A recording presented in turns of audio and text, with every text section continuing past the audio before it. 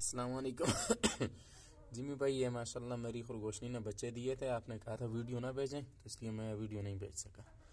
तो अब वीडियो बना रहा हूँ। ये माशाल्लाह तकरीबन आज चार दिन के हो गए हैं। और ये इनकी मादा है, ये इनकी माँ है।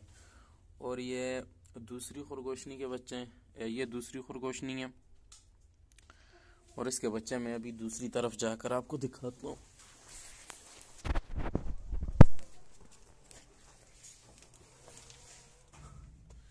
ये जी इसके बच्चे हैं माशाल्लाह।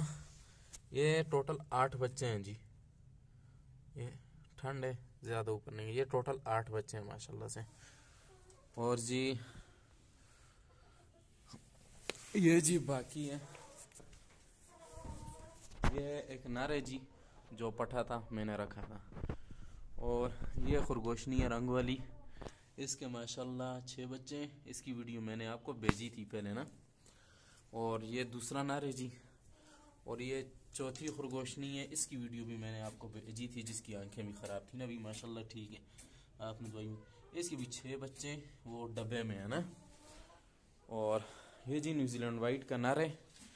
और यहाँ बिल्कुल खाली है, बच्चे वगैरह नहीं है, क्योंकि पिछले दिनों आपको सब तकरीबन 15, 16, 17 दाने वापस दिए थे ना। तो मादा न्यूजीलैंड वाइट की मादा मैं आपको दिखाता हूँ, वो सामने बैठी है। ये है जी न्यूजीलैंड वाइट की मादा।